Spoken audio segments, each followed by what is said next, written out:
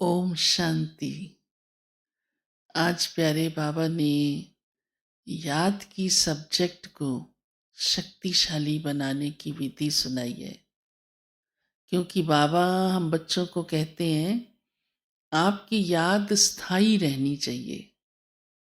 ऐसे नहीं कभी किया, थोड़ा कर लिया और खुश हो गए, या कई बार तो कई अपना अनुभव सुनाते सारा दिन इतने व्यस्त हो गए, इतने मस्त हो गए, ध्यान ही नहीं जाता।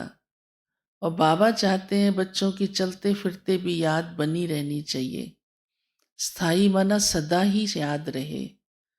तो उसके लिए आज बाबा ने कहा है कि सभी चीज़ों से अपना बुद्धि योग हटाओ।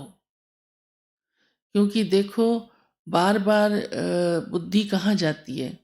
या संबंधों में जाती है, पदार्थों में जाती है, वैभव में जाती है, लेना देना, व्यवहार करना, ये तेरा ये मेरा। तो बुद्धि कितनी भटकती रहती है।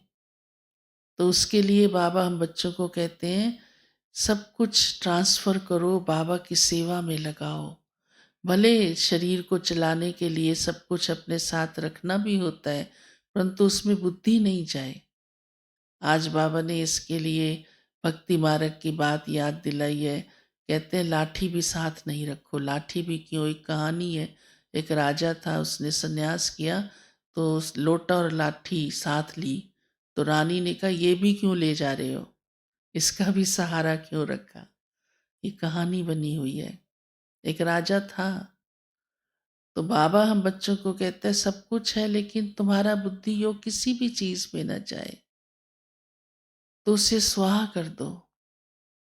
और वैसे भी उसकी विधि बाबा सुनाता है, ये सब कुछ किसका है? बाबा का ही है, बाबा का ही दिया हुआ है, मेरा कुछ नहीं। भक्ति में भी का तेरा तुझको अर्पण, क्या लागे मेरा। तो ऐसी स्थिति से ही हमारी याद सहज स्थायी बन सकती है।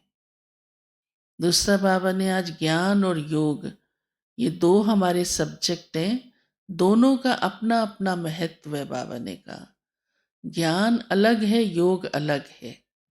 ज्ञान में बाबा हम बच्चों को सारी बातों की समझ देता है, पहचान देता है, परंतु योग से हम उस ज्ञान को जीवन में धारण कर सकते हैं।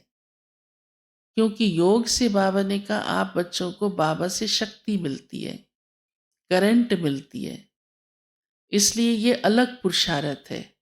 ऐसे ने ज्ञान सुन लिया तो हमने सोच लिया सब कुछ हो गया, या मुरली सुन करके हम खुश हो जाते हैं।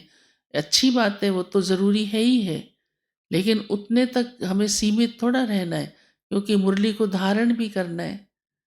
तो योग सारा दिन चाहिए। योग से ही वो बाबा से हमें शक्ति मिलती है, जिससे हम ज्ञान को धारण कर सकते हैं।